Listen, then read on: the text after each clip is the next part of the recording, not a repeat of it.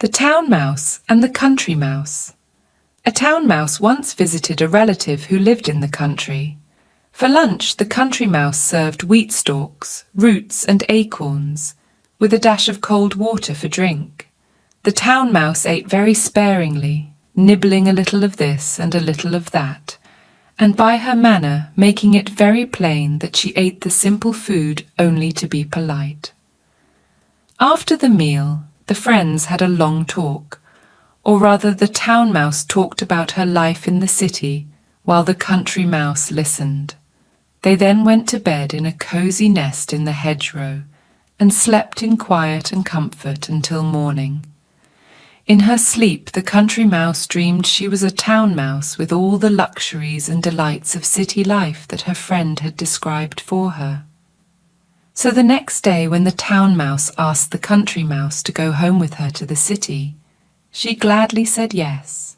When they reached the mansion in which the town mouse lived, they found on the table in the dining room the leavings of a very fine banquet. There were sweetmeats and jellies, pastries, delicious cheeses indeed, the most tempting foods that a mouse can imagine.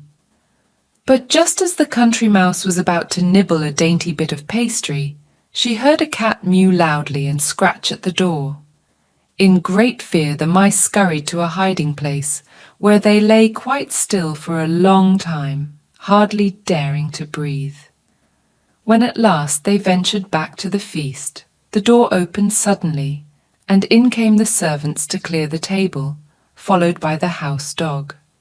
The country mouse stopped in the town mouse's den, only long enough to pick up her carpet bag and umbrella.